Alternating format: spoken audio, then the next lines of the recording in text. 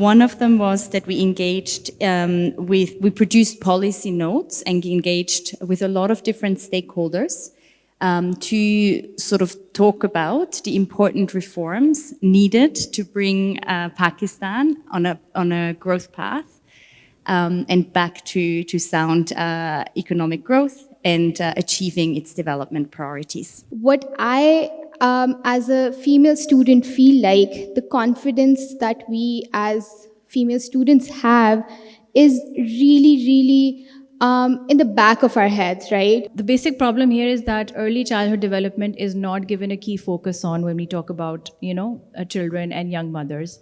Early childhood development encompasses the time from birth till 8 years of age, and the first 2 years are the most critical. It's either make or break. If our human capital levels are low, which is what our first two panelists have really alluded to, that girls don't have access to education, children, and when you look at children, there's inequality in access to nutrition. That means that girls are at a disadvantage when it comes to the human capital levels. And the productivity of your labor force so crucially depends upon this. So right off the bat, you have girls with lower levels of education, girls with worse levels of health. So they're not going to be as productive, and everyone knows this. So the demand for their labor is going to be that much lower. And hence, university female students would not be good in finance.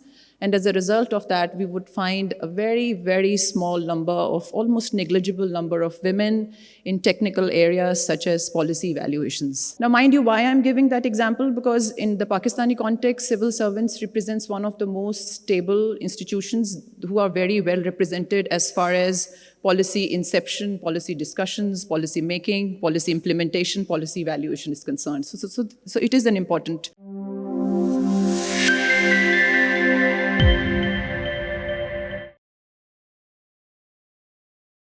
My name is Christina Visa. I'm a senior economist with the World Bank, and I have the honor today to moderate today's panel discussion on reforms for a brighter future, time to decide. I have esteemed panelists on either side of me, but before I'll introduce our panelists to you, I would like to start with a very brief overview of what reforms for a brighter future is. So this session that we are hosting today is a follow-up conversation on a 2-day conference the World Bank hosted back in September on our engagement and outreach program that we call Reforms for a Brighter Future. We launched this outreach and engagement program mainly to contribute to the ongoing policy debate and the policy dialogue on important economic reforms that we believe need to happen in the country. As part of this outreach program, we had numerous initiatives. One of them was that we engaged we produced policy notes and engaged with a lot of different stakeholders to sort of talk about the important reforms needed to bring Pakistan on a growth path and back to sound economic growth and achieving its development priorities. So as part of this, the World Bank produced 8 policy notes in many different areas. And we took these policy notes on a roadshow, essentially. So we tried to engage with a lot of different stakeholders, policymakers, but also beyond. And the attempt is that all the feedback that we receive as part of this outreach program will feed into revising these policy notes, and we will then present them to the incoming government. As part of the outreach program, we had a social media campaign. We also engaged with traditional media outlets. We engaged with thought leaders throughout the whole country. We had provincial roundtable discussions where we tried to gather feedback from important stakeholders in the fields related to the various areas of policy reforms. We also engaged with youth, which was particularly rewarding for us. We held focus group discussions and engagement programs across 21 universities all over Pakistan and engaged with more than 500 youth. One of them is actually sitting on our panel today. And we, of course, also held discussions with the international community. But very briefly, and I'm just stepping over here so I can actually see the slides. So what is Reforms for a Brighter Future? So we see several challenges, and Reforms for a Brighter Future is meant to support initiatives to overcome some of these challenges. So Pakistan is amid a human and economic development crisis. We see that the current economic model no longer reduces poverty. We also see that living standards have fallen behind some of the peers, particularly in the South Asia region. And we also see that we have strong challenges with human development outcomes. And climate change, of course, represents a very stark challenge, most recently, of course, experienced during last year's floods. Economic and development progress is possible. So we don't just want to paint a gloomy picture. We are strong believers that with sound policies going forward, progress can be made. There is potential for much faster growth, and we also see that other countries who have been in situations of crises have used these crises to successfully go back onto a growth path. And this is why we put on this program, is essentially to say, even though the economic situation may not look particularly rosy right now, there is a way forward. And to make this way forward, fundamental shifts are necessary. And these fundamental shifts are related to the different policy notes that we are proposing. And we are focusing on essentially 5 areas that's addressing the human capital crisis, achieving fiscal sustainability, transforming the private sector, achieving sustainable energy, and unleashing the agri-food sector. So what, and just a few more details on where we are coming from. So essentially, the economic model no longer produces the same development outcomes or the same poverty reduction that Pakistan has seen in the past. So we see very volatile growth, and we see sort of a downward trend in poverty between 2001 and 2018. But in the last few years, we've actually, based on estimates, we've actually seen an increase in poverty. And this, of course, is very concerning for all of us caring about development progress in the country. We also see not only that poverty has gone in a direction that we'd rather change, but also that Pakistan has fallen behind other countries in the region. And so what we see, for example, that though the real GDP per capita has grown over time since the 70s, we also see that other countries are growing at a much faster pace. And these other countries are kind of aspirational peers that have managed to really use growth as a mechanism for poverty reduction. We also see that these growth rates have persistently lagged behind countries that we can compare to. These are countries in the region, but also aspirational peers, as I mentioned, and also it lags behind kind of other its income group. And so all of this leads us to believe that a shift is necessary, and this shift needs to happen now. So it's time to decide what development path Pakistan is going on.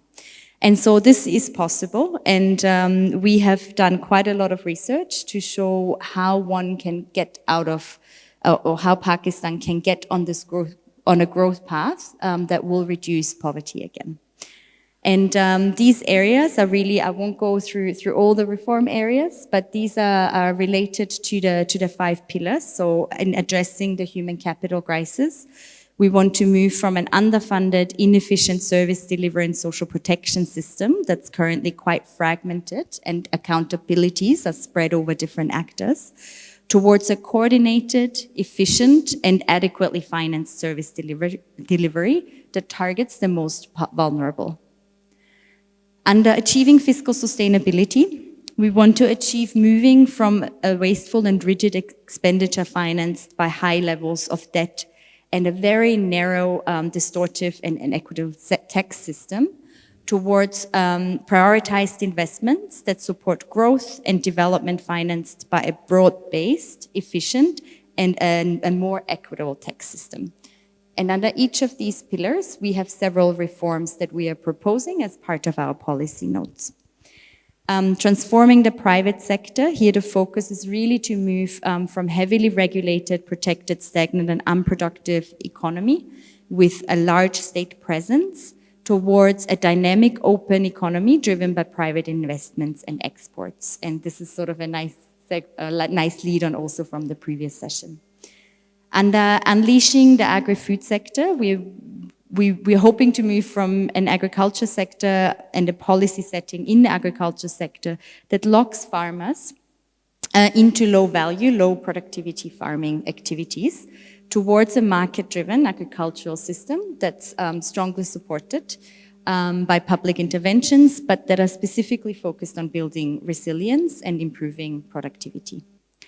And last but not least, under achieving sustainable energy, the reforms that we are proposing aim at moving from an energy sector policy settings that are driven by high energy costs, that are environmentally harmful and unsustainable in terms of debt accumulation, towards an efficient, sustainable and resilient energy sector based on accurate price signals to strengthen private sector participation. So this is in a nutshell, the reforms for a brighter future agenda. And I would now like to just briefly tie the presentation that I just gave to what we're hoping to achieve as part of the panel today. So how does the panel today relate to these reforms that we are suggesting? So we very often see that women are excluded from these important reform priorities and from the policy debate around economic reforms. And we are hoping to make a slight change of that. I have a very esteemed panel of all females. And the focus of today's panel will really be to discuss the respective areas of expertise of the panels, but most importantly also to take account of important gender issues that are of course woven throughout these reforms. And we can then think about, in the next steps, how better inclusion can be achieved. And with no further ado, I'm very happy to introduce my panelists, starting from the left, from my left, from your right, Dr. HADIA MAJID. She is Associate Professor and Chair of the Department of Economics at LUMS. Her research agenda considers the impact of monetary and public resource constraints on individuals in Pakistan, with a special focus on women's access to decent and empowered work. She is published in international journals and is currently editing a book titled Gender at Work in Pakistan. We very much look forward to that. She has received grants from several agencies and prestigious organizations and has acted as a consultant for numerous government and non-government agencies on gendered labor market outcomes. She's a Fulbright scholar, has a PhD from the Ohio State University and an MSc from the University of Warwick. Thank you for being here today with us. Then next to her, we have Dr. Sabia Khurram. She's a professor of administrative sciences and the director of Women Development Center at the University of the Punjab. She's also holding the international office at the same university. Her research interests include e-governments and tax reforms, social media research, and organizational and policy studies. She's extensively published, please do look at her extensive record, and has won several research grants from local and foreign universities. Dr. Sabia has obtained her PhD from the University of Stirling in the UK and an MBA from IBA. Then we have, I'm very happy to have Dr. Hannah Mahmood. She's actually, she came in last minute to this panel because Dr. Saba, who we initially had invited, fell ill. So thank you so much for being available at such short notice. She's currently working as a nutrition consultant with UNICEF. She has over a decade of experience in global health research and advocacy, and she began her journey, though, with a medical degree. After practicing pediatrics, she earned a master's degree in health informatics and a PhD in global health from the University of Edinburgh. And her primary focus or area of interest is on maternal and child health, particularly focused on nutrition, but also infectious diseases, mortality surveillance, mental health, and climate change. Last but not least, we have Fatima Atif. Fatima is currently pursuing her bachelor's degree in management science with a specialization in finance. And she has the desire to establish a microfinance institute aimed at poverty alleviation and financial independence for women. Fatima works as an event manager and social media manager, currently at a small independent publishing house. But among many other things, she's also a volunteer teacher at a school dedicated to empowering and underprivileged girls. Fatima is a bright young woman who is part of our Youth Voices outreach program that we've recently established, and we're very happy for you to be here. Without further ado, I will start the discussion. We have a format to where we are asking each of the panelists one question, and then we go into a second round. So maybe let me start with Fatima. Fatima, what are some of your lived experiences as a student? We've heard that it's very difficult for women to get into the public debate on economic reforms, and so we'd be very curious to hear from you what your experience have been. What constraints do you face as a young, ambitious woman to sort of access education, to go to university, and at university, what are some of the constraints you face? Right. Bismillahirrahmanirrahim. Assalamu alaikum, everyone. Before I began talking about my lived experiences, I was very curious to, learn that in the previous session, all the questions that were raised in the Q&A session were by men, right? So male students, male professors, other people. What I, as a female student, feel like the confidence that we as female students have is really, really in the back of our heads, right? So जब आप बात कर रहे होते हैं कि अच्छा यार क्लास में participation किसकी हो रही है, तो I feel like women as students are not as listened to as they should be. Their opinions are not taken into consideration, and that's where that self-confidence kind of starts to deteriorate, right? Maybe my, whatever I say in class is not valuable enough, or it's not correct, right? We focus a lot on what the right answer is.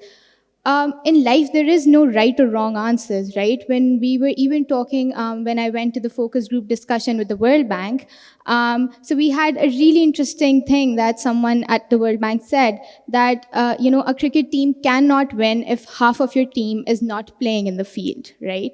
जब आपकी जो औरतें हैं वो उनको transport का इतना issue है. So let's not get into education even to begin with. Let's talk about all of the things that go back from education, right? Let's go back to getting out of your house, getting the transport. I also think about when we as friends try to plan out things, we're like, all right, let's go for a hangout. The major question is कि who will pick us, who will drop us, right? हमें लेगा कौन, हमें छोड़ेगा कौन? So हमारा भाई छोड़ेगा या हमारे बाबा छोड़ेंगे. And that is such a small thing in a big world. But then again, you think about the boys that get together. Everyone has their own bikes. They all just come together and gather. For them, gathering is such an easy concept, and that camaraderie is so easy that they exchange ideas, right? They talk and they sit together and they're going to talk about ideas. They're going to talk about economic reforms and all of that stuff. But women don't even have a chance to even gather. That there are so many hurdles when you talk about even gathering up front, right? If you're not going to sit in groups, talk about, all right, what are the issues you face as a woman? What are the issues I face as a woman? And what can we do? So I have this thing, I think, and professors really do not try to maybe make that effort for girls and encouraging them. Hey, your opinion matters, your voice matters. So I think transport is the biggest issue. And then when you get into an education sector, so I study in Punjab University, right, which is the largest public sector university in Pakistan. So you get a gist of what Pakistan is going to be like just looking at my university. And when you feel like how many, just looking around, how many female photographers are here today? All right? How many female gamers do you know? So where are, sports ground for women? Where are these extracurriculars for women? Why are they not, considered even a whole human being? So that's something that I really want to focus on today. And I think we can, shed more light with other speakers as well. So yeah. Thank you so much, Fatima. Excellent. So now from sort of the challenges around gathering and exchanging ideas, more to an earlier stage of life. So Dr. Hanna, what are some of the biggest challenges you see related to early childhood development and child stunting, specifically for girls and young mothers? And how does this impact not only their future opportunities, but also sort of the longer outlook on their life, as well as how does it affect sort of future mothers? Thank you for the very important question, Christina. So before I actually start telling you about those challenges, for those of you who don't know what stunting is, it's low height for age, and it's about 40% in our children in Pakistan, which is a huge number when you compare it with the region around the world. And also, secondly, about 50% of the women of reproductive age in our country are anemic. So 50% of the women sitting here are anemic, even if you don't know that. So the basic problem here is that early childhood development is not given a key focus on when we talk about, children and young mothers. Early childhood development encompasses the time from birth till 8 years of age, and the first 2 years are the most critical. It's either make or break at that time. And when we talk about early childhood development or ECD, the major challenges happen around 5 elements of the nurturing care framework. The first element is nutrition. Nutrition is a big issue here in Pakistan. Now, at one end, although we do have a limited, or you can say food insecurity element, but on the other hand, we also have inadequate dietary practices. And when we talk about gender, that is a major problem when it comes to girls and women. We all know that males are given preferences when it comes to diets and dietary practices. Then we have another element of health. Access to adequate health for young children, and especially young girls and women, is a big problem. Like Fatima mentioned, they're not able to go out of their household if they're ill without anybody accompanying them. They're not able to get transported to a healthcare facility alone. So these are key barriers which they face in order to access adequate healthcare, because of which their health is impacted. Then the third element of ECD nurturing care framework is responsive caregiving. This is our concept in Pakistan, is that caregiving is the responsibility of the mother of the house, whereas it should be the responsibility of both the mother as well as the father. A child is, as you can say, a property of both the mother and the father. So they both should be equally responsible for caregiving. And by that, I'm talking about loving and playing and, basic things that a child requires for early development. Then the next element comes about safety and security. That's another problem in our country. Women in our country are slightly insecure when it comes to comparing them with men. Like Fatma mentioned, it's not easy for them to gather together. It's not easy for them to go out whenever they want. So that hinders their capabilities of accessing opportunities for early learning, education, healthcare, etc. And the fifth element of nurturing care framework is early learning opportunities. Girls in our countries, and they have limited access to education as well. Although we have a system in Pakistan, even the government system of schools is very extensive, but the opportunities for girls is very limited in that. Girls tend to have education at primary level, but how many of them actually go to the secondary healthcare level, educational level? And I'm not just talking about the urban communities. We have to keep a focus on the fact that a major portion of our population lives in the rural communities. So they don't have access to education as well. So all of these elements tend to, kind of lead us to a vicious circle of poverty and economic deprivement. And so we are not able to contribute as women to the society as it should be. So I hope that answers the question, Christina. Thank you very much. I now want to sort of spin it a bit farther in life. So we heard about challenges during childhood. We heard about challenges sort of in the education system. I'd now like to turn to Dr. HADIA and talk about challenges in the labor market. Your research very much focuses on this aspect. And so we see an incredibly low female labor force participation rate in Pakistan of 25%.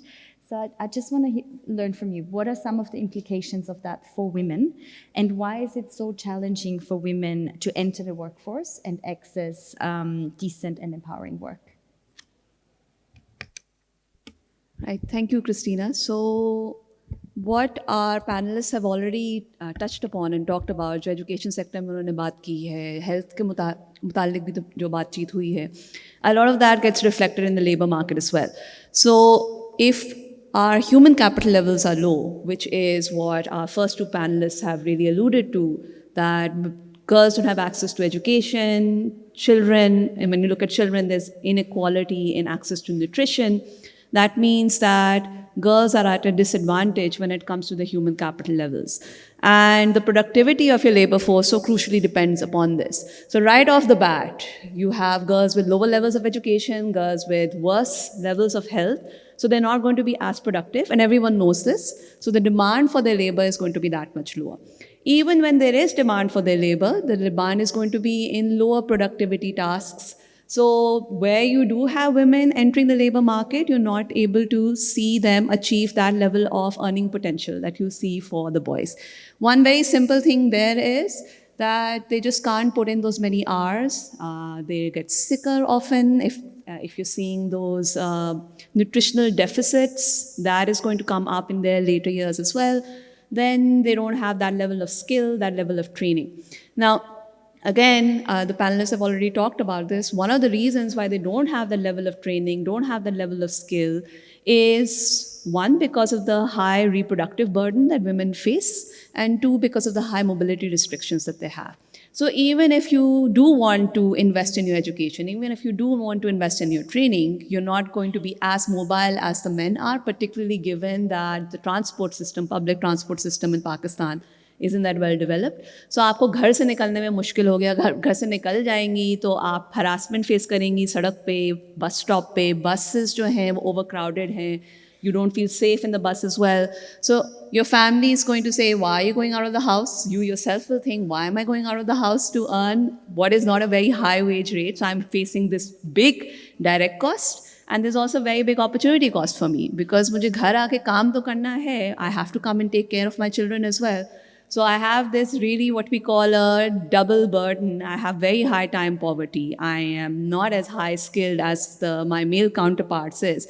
And you really start to wonder, I mean, is it really worth it? And now, of course, for certain segments of the population, they are required to go and work because it's a really important part of the household being able to survive.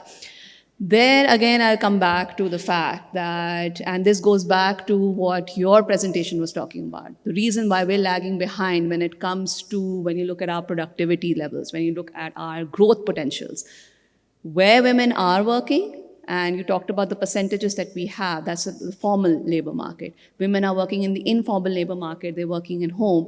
These are low value added chains, these are low productivity levels of work. So where they are working, they're not contributing as much as they can, and a large segment of them are not able to work at all. Even when they're working, whether that's in the formal market or in the informal market, they're considered what we call secondary workers. So one of the, you asked, what are the implications of them not working? Well, one of the implications is that they're not able to contribute. Even when they're working, the implication is that because they're considered secondary workers, अगर किसी को lay off करना है, आप पहले औरत को lay off करेंगे in times of crises. अगर आपने कम पैसे देने हैं, तो वो आप औरत को देंगे, मर्द को कम पैसे नहीं देंगे. So there's so many interlinked factors that are keeping women out of the labor market. It's not making it worth their while, that whoever has the choice may be opting to stay out of the labor market, and whoever doesn't have the choice and is in the labor market, she is facing very low levels of well-being. Now, there's a lot of literature that talks about why access to monetary resources is really important for the female population. And one of the major multiplier effects, what we call, I mean, we know about GDP impacts. Pakistan is losing out about 30% of GDP because we have so many women out of the labor force, or when they are in the labor force and in low value added chains. But even if you keep the growth effects aside, women have a huge impact on the well-being of their children. So this goes back to what our earlier panelist was talking about in terms of stunting, in terms of child nutritional benefits. One of the reasons why we're seeing these high levels of nutrition, of course, we are a poor country now, but our women are not part of the decision making. So if you give women access to those monetary resources, their decision making, their say in the household is going to improve, and that is going to have these knock-on effects on other outcomes that we really can't afford to ignore anymore. And I think if we get more women in the labor force, one of the major implications that we're going to see 10, 12 years down the line is that our child outcomes are going to improve as well. So I'm going to stop here and we can continue. Excellent, thank you. A lot of food for thought, and of course, a lot of food for thought for policy intervention. So right off the bat here, there's numerous things for policymakers to think about. Yet when you look at the debate of policymakers, women are very, very often not as much part of this debate. And I think this is particularly striking in the macro policy debate around fiscal sustainability. So we have an expert here, and we're very grateful that you're here with us. And so just wondering, what are some of the important gender angles to sort of the policy space, women not being enough in it, and then how also that affects the policies that are put in place. Could you discuss these gender angles with us, and how does excluding women from these debates actually creates outcomes that are then worse, not only for women, but for the society overall? Thank you, Christina. Thank you to the World Bank and the PIDE for a very good session.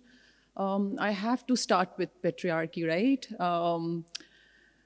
We don't find a lot of women in STEM, right? Science, technology, engineering, mathematics. Why? Because we have these cultural and societal stereotypes where we start with sort of an understanding that girls are not good with numbers. So it would translate to girls are not good in mathematics, and hence university female students would not be good in finance. And as a result of that, we would find a very, very small number of, almost negligible number of women in technical areas such as policy evaluations. I have to give an example of civil services here, civil servants who are working in our country. I keep hearing, I've been talking to some of my colleagues in the previous 2 days. In one of the sessions, a percentage of 20 to 30% increase in female civil servants in Pakistan was quoted, that the numbers have increased. Now, mind you, why I'm giving that example? Because in the Pakistani context, civil servants represents one of the most stable institutions who are very well represented as far as policy inception, policy discussions, policy making, policy implementation, policy evaluation is concerned. So it is they are very important stakeholders. If I go a little bit in Urdu here, I don't know, I've been, asking this question, I've asked this question to two of my very experienced colleagues in the past 2 days. हम में से कब किसी ने सुना है कि there is a chairperson PND in Punjab? मैंने तो नहीं सुना in my living memory. It's always a chairman PND, right? It has to be chairman FBR, not chairperson FBR. I don't know. I would like to be corrected here. All the chief secretaries in all the provinces would essentially be males. Do we have any secretary finances who are females? Why are women in these important positions? They are not occupying, even if not central, they're just positions where policies are essentially being made for women, right? I would also obviously talk about fiscal issues. Less than 1% of Pakistani population pay their taxes. 2.5 million actively filed taxes. 85% of them are males and 15% of them are females, if I talk about numbers. Why? One of my studies, we found out, one of our findings was that no matter how educated a female is, she would leave the legal and the financial matters to the males of the household. So 85% males are the tax filers and 15%, and I'm sure those 15% also are not filing themselves. I did another research on poverty, and we collected data from one of the very small villages in district Bhakkar. And since we were focusing on poverty, so we wanted to talk to the heads of the households in that village. There were houses where only females were working. They were the ones who were bringing the money to the house. But when we would want to talk to the heads of the households, it would always be the man. Even if they are not financially contributing to the funds in the house, symbolically, men are the heads of the households. So in the policy-making sector, overall in the population also, due to the patriarchal rules, obviously, roots, which are obviously world over, international, but they're worse in Pakistan. And this is centuries-old discrimination. And that's something which we say, obviously we see in the policy-making sectors also. Thank you very much. I'll actually leave it with you now. And so we have heard a lot about the challenges that you face in your everyday engagement. What are some of the things that we can do to change that? What is it really that not just as a woman, but what is it that everyone can contribute to this debate? I think that's a good time that I can just, whatever the debate I've generated, I can answer that quickly. I was just thinking of a two-pronged strategy. Number one, women in policy, the number of women in policy making has to be increased through reforms, and also we have to have more reforms specifically for women also. World Bank reforms for a brighter future. World Bank has come up with a very comprehensive set of sort of recommendations in very diverse areas such as fiscal, expenditures, how to improve the business environment, child stunting, so many different areas, very diverse areas. I would propose that we sort of evaluate all of these sets of recommendations or reform through a gender mainstreaming lens. How can these sets of reforms or recommendations can be skewed positively for the gender? And obviously, I would obviously give some examples here. We do that, by the way. We can and we should do that for climate protection or environment protection, that whatever reforms we are coming up with, how it would affect the climate. And there are climate protection sort of mechanisms in place. We have to do that for gender also, even if that reform specifically is not for females. My example here would obviously be about, you call it BISP, Benazir Income Support Program, or SAS program, where it was a social protection program, and essentially it was about unconditional cash transfers for households. Now I'll quote some numbers here.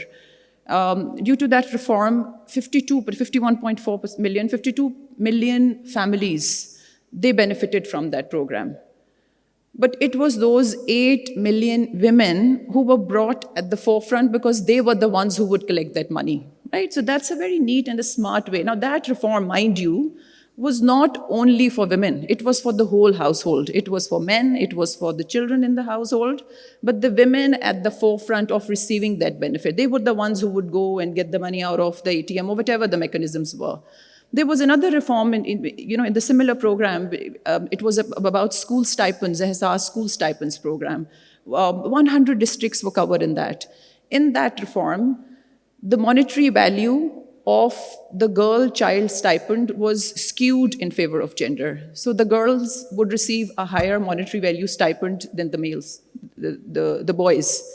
Again, a very good idea. Both the girls and the boys were getting the stipends. But there was more focus on the female child. And then obviously we also need reforms which are only for females. In this program, they also had an SAS Nashunuma program where the focus was only on the pregnant and the lactating women. So I think that is something which we need to do, that whatever reforms are proposed or we are coming up with, we have to evaluate them from a specific gender lens, that how mainstreaming of gender can be incorporated in that reform. And I think that is going to improve a lot of things. Excellent, thank you. Speaking of mainstreaming, moving into the labor market, similar questions. What are some of the policy options for government to consider? Is it just government? Is it the private sector? Like, who do we need to talk to, and how can we really make progress in these areas? So I think what Dr. Sobia has said, it's a fantastic way to think about things. When you start looking at the reforms that Pakistan has been putting in place, you can see that education sector becomes a focus. You see that the health sector becomes a focus. The problem is things are being done in too many small portions. There's no connections. You don't see that kind of widespread reform when it comes to the labor market. You do see vocational training programs, for example. You see that there is emphasis being laid on that you want to bring more women in, maybe make some digital platforms, maybe provide them trainings, but systematically addressing this idea that women are secondary workers, this idea that there's a lower demand for women. We are tackling it through the human capital angle, and that's fine. We need to do that as well, absolutely. We need more money being spent on education, we need more money being spent on health. We are lagging behind when it comes to maternal mortality ratios. We were making good progress, we've stagnated, we're being left behind by other countries. Stunting is a disaster, as we've already heard. So all of these things absolutely need to be done because they are complements for your labor market. But at the same time, as you rightly started off, we need to make very consistent efforts to think about the gender order. So until we don't start thinking about the fact that औरतें जो हैं उन्होंने सिर्फ reproductive काम नहीं करना है, उन्होंने productive काम भी करना है और हम reproductive काम को value करना शुरू करें. So we have to recognize the fact that care work is a very important contribution to society. Whether women work or they don't work, care work needs to be valued in and of itself. As soon as we start valuing care work and we start thinking about women as contributing members of society, I think the gender order is going to shift automatically. One, we're going to start making it important for men to contribute in the reproductive labor as well. That's going to improve women's ability to get out of the house and get engaged in productive work. And as you start shifting the gender order, then it becomes more acceptable for women to work. For this, there have actually been interventions in this regard. I think we're not using media as well as we should. So we need to take them on board. We need to have more dramas, more plays, more radios plays, more plays at the theater at the village level. We need to bring our mosques on board. We need to bring the Friday khutbah needs to talk about that, the important role that the mother plays in the household, and how important it is for her to be taking care of the children, how we should value her, and how if we need to make it easier for her to go out of the household. We need to make women more common or more acceptable in the public space. So what we started off with, that how easy it is for a girl to get out of the house. And we think about women getting out of the house in the context of the labor market. But if you just normalize women's presence in the public space, that will have such big and deep impacts on their ability to just go into the office and work there. I could just go on. So let's just wait until we have more questions. Unfortunately, we have limited time, but picking up the point on mothers, wanting to turn to Dr. Hannah again, a lot of what you have discussed is obviously related to women directly, young mothers and their children, right? How do you see this space? Are women engaged, and how can we engage them more to come up with sound policies for them? Thank you. Unfortunately, the engagement of women for development of women-related policies, sarcastically, is very limited. The reason is not that these women are not given the forum to do it. The reason is that there are a limited number of women who actually have the technical experience or the background to do it. And the reason for that, obviously, is because they don't have the opportunities to actually come as technical experts in the field. So I think when it comes to policy making, our government, as in general, is very open to having women in the field to come up and talk about it and to be engaged. The only thing that we need to emphasize on is that a lot of women, when they are in their student age, when they are young, they don't have the perception that we can be a part of policy making. Now, how many of the women sitting here have actually thought that one day we will be a part of policy making in Pakistan. I mean, that perception is not there because the women are not brought up that way. Men, on the other hand, have a very decision-making, capacity. They're very decision-driven.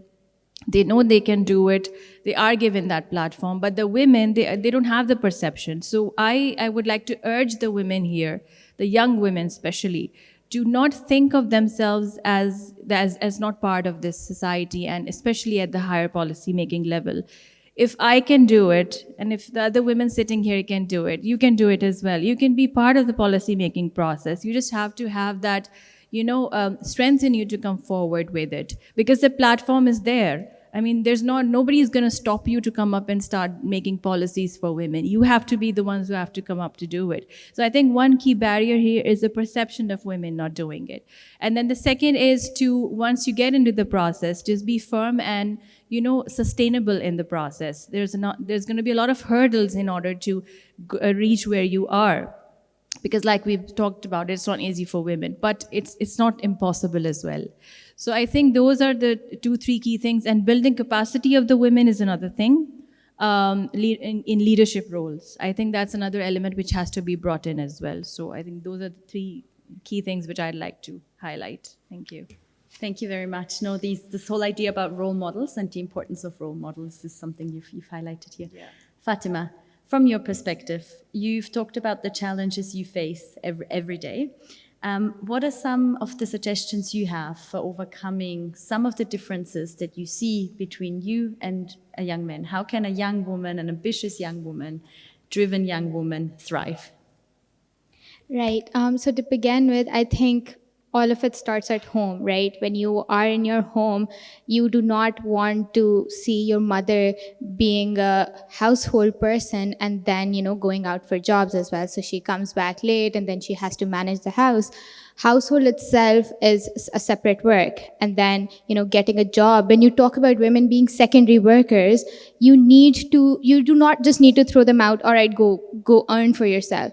The home needs to be divided. The tasks need to be divided in a way that the burden is shared by the 2 people that make a home. A home is essentially made by 2 people. So it starts from there.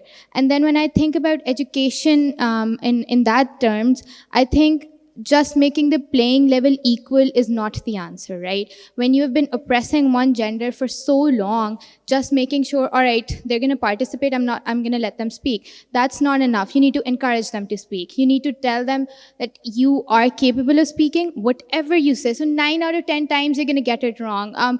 You apply for a scholarship, 9 out of 10 times you're going to fail. But that one time you do succeed, it's going to be so worth it. It's going to be so encouraging for you. And when you see these women accomplished, do not think that, they might have had some man backing them up. No, you in your itself, you are a whole sufficient person. You have those capabilities no matter what anyone tells you, right? When I was going through my management degree, I had 4 majors to choose from: HR, finance, management, and public administration. And all of the people told me, women should go into HR. That's a more friendly, so women are more, you're supposed to pacify men, and in that sort of way, you go into that field. Or marketing. So, finance is not your field. Women are not good with numbers. And so in sort of a retaliation, I was like, I'm going to be a finance person. I'm going to show people that there can be a woman who can start a microfinance institution, who plans on doing so much, and then still at the end come back home and be like, hey, I did it. I was worth this, right? So I think not only just not creating that level playing field, but like equity and equality, the difference between both of them is that when you have been oppressing a gender for so long, you need to provide them with extra opportunities. So for women in business specifically, I think they should be encouraged with, setting up business incubator centers for women only. When we talk about, giving grants, there should be grants for women to start their own setups, to start a small business. And then you talk about the informal sector as well, right? So we understand that transport is an issue for women. only tackling that is going to take so much. How about let's give them remote opportunities? And then this notion and this idea that women, what do they need money for, right? So what are they going to spend on it on, that is such a, so it angers me to the point. So I've been teaching girls in Hunza where they have these issues. They have done so much unpaid internships. They're thinking of switching careers because they're like, we don't get money because the other person is like, oh, you're a girl, how much would you need? And then again, you're a student, how much would you need? So you do not you shouldn't be paid on the basis of your, what you think I need, but on the basis of your skills. So I feel like skill development should be one thing, business incubator centers should be one thing, and then, in classrooms, encourage your girls to speak, encourage them to have opinions, encourage them to have the strongest opinions they can have, and have them be bold and be loud, because that's where it all starts from, and that's where I think public policy will enter into the field finally.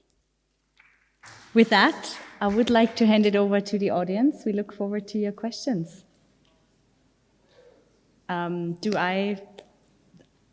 Is someone going around with the mic? We have the mic back here. Okay. My name is Mohsin and I am in a tech industry. Few questions. In the high school examinations, girls do better in Pakistan, so their accomplishment is higher than boys. And particularly in medical colleges, 70% of the student population are girls. Still, we have an issue of number of doctors. So I would like to ask you that there are certain opportunities already available instead of going ground up, especially in case of medical students. What would you like to do in terms of policy? And the other question is that we have 33% of our MNAs as women, and what is their role in policy making, and what can they do to drive the women agenda? Dr. HADIA, could I maybe ask you to answer this? Sure. So the medical doctor's question is something that labor economists in Pakistan have been grappling with for a while. And I think it comes back to the marriage market. So in India, we're seeing something similar. In India, what we're seeing is that the labor market forced participation rates have actually started to go down for your higher educated women. And udhar yehi ho raha hai कि you get a lot of return, so to speak, on your girls' education in the labor market. So Pakistan में anecdotally at least, what we are finding is that आपको doctor बहू चाहिए. जब doctor बहू आ जाएगी, so she'll help in the next generation's human capital. That's why you want her. But her agency in terms of being a part of the labor market, that is kept under wraps. So you want her there to take care of your household, you want her there to bring up your grandchildren as the parents of the son, but you don't want her to be a part of the labor market. Or if you want her to be a part of the labor market, you want her number of hours reduced. Now, in terms of what the cost of this to the economy, that's huge because it's a big investment. If you think about our medical colleges, a lot of them you're subsidizing the education of these girls very highly, and then they're not going back into the labor market. Isme, I just want to add, what's been really interesting is the use of digital technology in closing this gap. So, Sehat Kahani, other institutes like that, other ventures like that, which are, by the way, women-led, have tried to fill the gaps that we just don't have enough doctors by taking all of these professionals that are sitting at home and out of the labor market and bringing them back into the labor market and filling the gaps in certain areas. I'll leave the policy question to another panelist. I think one thing that I'd like to add here is that household level pay, it comes down to the support of the women to actually come in the forefront. You really raised a very important question. I agree कि बहू doctor चाहिए, पर बहू जो है ना वो काम नहीं कर सकती. She can't work. So supportive men, supportive brothers, supportive fathers, supportive husbands play a very important role when it comes to bringing the women in the forefront. So even if a woman wants to, she can't until she has a very good supportive. So I can see a lot of men here, your fathers, your brothers, your husbands. So how many of you are supportive? I'm sure a lot of you are, but not 100%. That's why women are not in the forefront. So at the policy level, yes, we do have 33% MNAs. I do agree with that. But how many of them are, how many of them are actually given the opportunity to actually speak the way they want to? There's a lot of suppression at that. And I won't talk about the political aspect, I'm not a part of that. But I just wanted to highlight the fact that yes, the situation is not bleak. It's better than before. It's a lot better. Women are being given the opportunity. Like I mentioned, the government wants women to come in the forefront, but they're not actually there. And so we need to kind of, provide a conducive environment for them to come forward to. Thank you. Yeah, Christina, if I can make a small comment to that. Yeah, जो doctors वाला आपका सवाल था, we often get that debate in the classrooms also, where the male students would, say कि हमारी university में अब demography बहुत ज़्यादा change हो गए हैं. 70% females, 30% boys. कई ऐसे प्रोग्राम हैं जिसमें 100% बच्चियाँ आ रही हैं पढ़ने के लिए. प्रॉब्लम ये नहीं है कि doctor, and then I also have heard, इससे पहले न्यूज़पेपर्स में हम पढ़ते हैं कि जी कोटा सिस्टम कर दें, बच्चियाँ ज़्यादा मेरिट पे मेडिकल कॉलेज में आ जाती हैं, और क्योंकि वो परसू नहीं करती हैं तो उनसे वो अपॉर्चुनिटी ले ली जाए और उनका नंबर कम कर दें क्योंकि वो बाद में परसू नहीं करेंगे. That is absolutely the wrong approach to deal with that problem अगर पॉलिसी लेवल पे है, जैसे हमने बात की कि हाउस होल्ड के लेवल पे भी है, उसको फिक्स कर लें. There can be a lot of multiple ways in which women can be facilitated to pursue a medical career while they are, taking care of their other responsibilities. The wrong way would be to take them opportunity. I just give an example. अच्छा कोई अगर mail doctor बन जाता है और अगले दिन खुदा ना खास्ता एक्सीडेंट होकर मर जाए तो क्या we would say कि ये क्या हुआ? So if a female, decides to become a doctor and then they don't want to pursue that for, few years or whatever, that's their choice and we should not take that away from them. We don't pursue each and every career we start with, right? And secondly जो MNAs MPAs वाला सवाल था, उसमें आप quota system की जो बात करते हैं वो that is in response to reverse discrimination जो कि सेंचुरीज पुरानी है, and because we want women to participate in that तो हम उनको ले आते हैं. हमें कोशिश ये करनी चाहिए कि वुमेन अपने ओन पे कम्पीट करके असेंबलीज में आएँ. They are the ones who are going to participate. उसके लिए आप सिस्टम को कैसे फैसिलिटेट कर सकते हैं उस पर बात होनी चाहिए, क्योंकि the ones who've come through the quota systems, you all know the reality कि उनके familial networks हैं, familial connections हैं, उसकी वजह से वो आते हैं, and then obviously they'll pursue the agendas of whatever the male powerful circles के अंदर होंगे. So issue को हमें mainstreaming करनी है gender की, और gender mainstreaming I would say would be the answer to both of your questions. Ji. Okay, just gonna add to that a bit. When you say कि अच्छा लड़कियों के marks ज़्यादा आते हैं, they are scoring higher, but then again you look at the curriculum, are they developing leadership skills in girls, right? So it does not matter if you take 98% or 100%, if you are not allowed to speak in class, if your voices are not, given importance to, it does not matter per se. And then when you think about why do women excel and study so much, so for me it's a thing of opportunities, right? Women do not have access to playgrounds, women do not have access to things outside of a book, and which is why they're only focused on that. And when you spend a lot of time on something, you're going to excel in it, whether or not it's going to be beneficial for you at the end, right? So leadership skills, communication skills, like interpersonal skills. How many of you how many girls play cricket here? Let's be very honest, right? How many of you play basketball? So even then you're like, oh, even if you want to play a sports, play badminton, because that's less movie, so don't play cricket, that's like a lot of running, and oh, nahi hoga tumse, ye na karo, wo na karo. And this is something from personal experience. I had a friend who wanted to become a writer, and she was an amazing writer, and her mom came and said, oh, become a doctor first and then you can become a writer. You write on your own, but you have to be a doctor because that's what we want out of you. So when you talk about women becoming doctors, how much autonomy do they have in the decision that they take? That's very important, I think so. Well, Christina, here I am. My question is connected to the previous question and also some comments on Dr. Sobia and Fatima especially. The basic question is, are we giving equal opportunity to female or not? This is the basic question. And this must be more focused and should be a focus point at the moment. Dr. Sobia was talking that there is a chairman, Federal Board of Revenue, not a chairperson. But we should not forget, we had a female prime minister as well. And before than that, Fatima Jinnah was here. She contested election. And one guest who was asking question about medical education.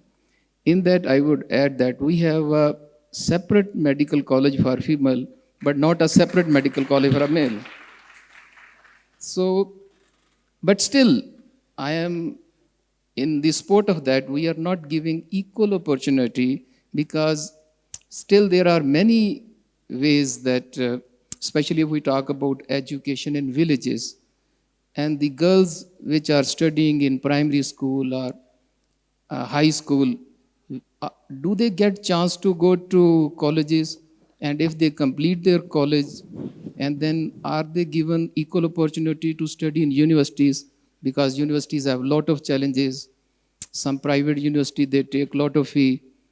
And these are the basic question. I believe that because I am a university teacher, and I believe that those female who are in backward areas, wherever they are not given equal opportunity to get higher education. So this must be a focus point. And the one comment on Fatma's that she selected finance in just a retaliation, and considering that if you can go to marketing, I believe that marketing is even more challenging for female. Finance is not that much. Because if marketing means you have to sell something. Maybe you are traveling, you are on road or something like that. So I would not appreciate this decision that you just select your field on a retaliation. Just select what kind of aptitude you have, what kind of guts you have, what kind of potential you have. So these are the basic points which every female must consider. And her father, her mother, or her other family member, whatever they are, they must support their female so they can come forward. And my last question is to you, Ms. Christina, that these women have given you very useful tips. And I would request that if World Bank can contribute to education sector particularly, maybe they can give some schools to every province, like 1 or 2 schools in every province. They are model schools, something like that.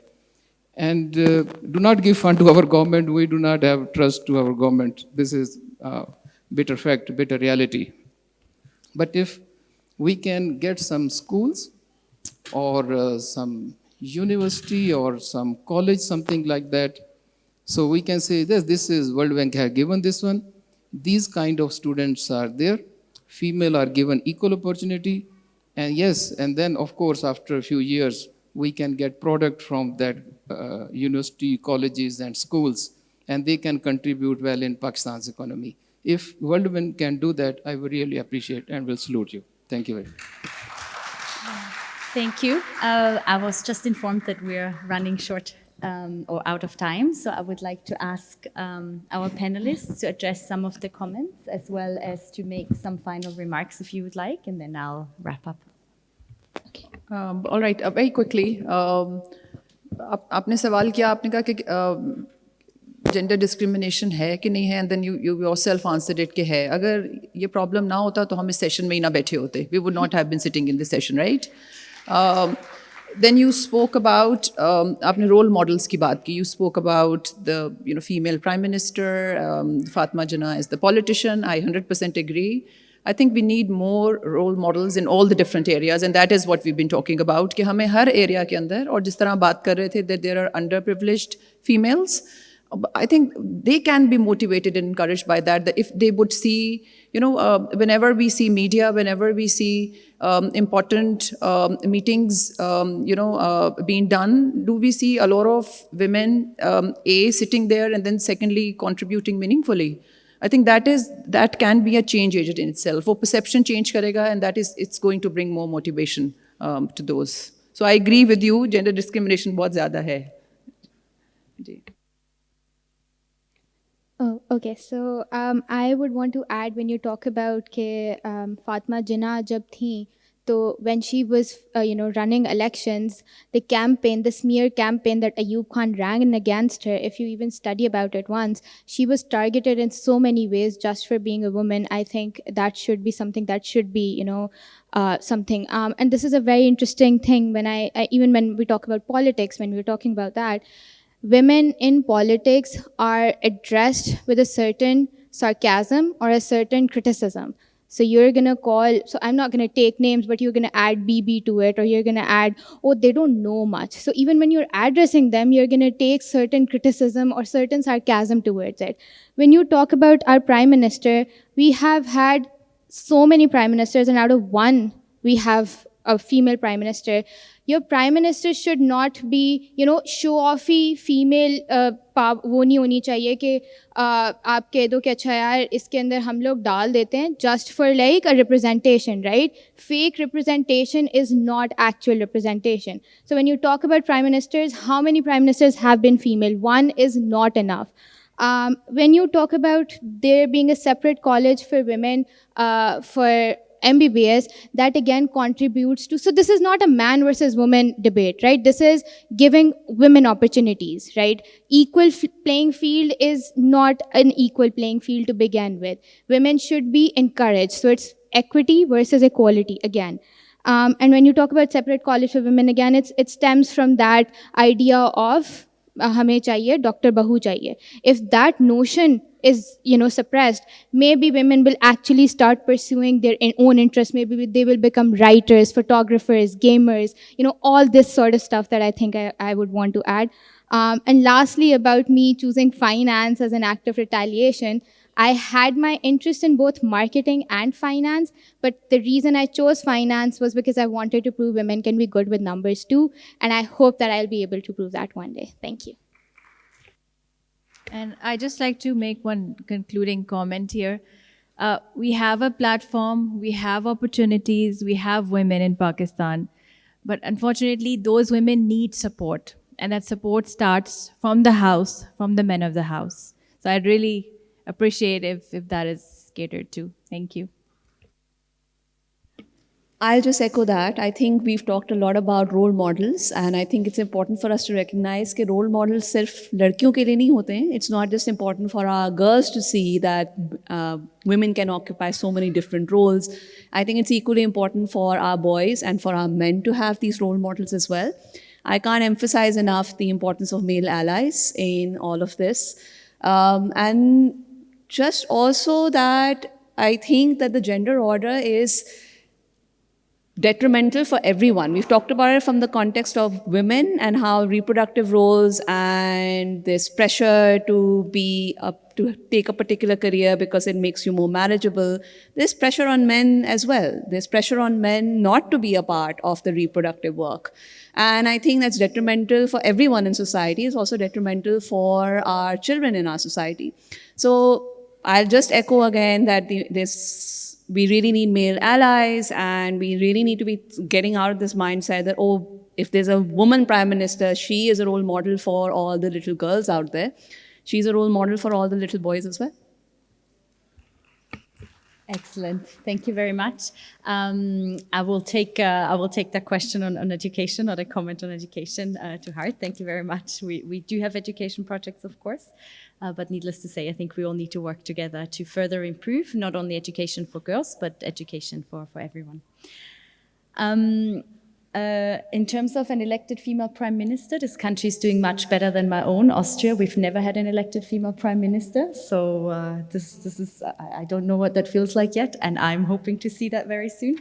But thank you very much for all of these ideas. We've heard a lot. We've heard about challenges for young women to gather, to exchange these ideas, which then leads into this whole aspect around them not feeling comfortable expressing ideas in the policy space. We've heard about the detrimental effects of stunting, of nutritional challenges for children and the outcomes it has later in life.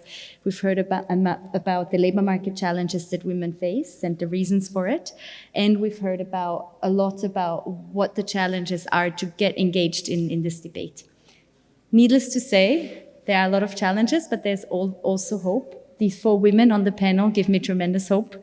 I'm very grateful for everyone to be here and have expressed their views so frankly. Also, thank you very much for the audience to give us the space and for PAID to allow us to put on this panel. I think we've all faced uphill battles throughout our careers. I'm afraid this is not going to go away, but it's definitely worth it. And I think Hannah said it very eloquently. We all have fathers, brothers, husbands that shape who we are, but the opposite is also true. What we do, what we achieve, and how we engage and interact also shapes the opinions of people around us. And I think this is an excellent opportunity to hopefully move forward and continue being part of this dialogue and debate. Thank you very much.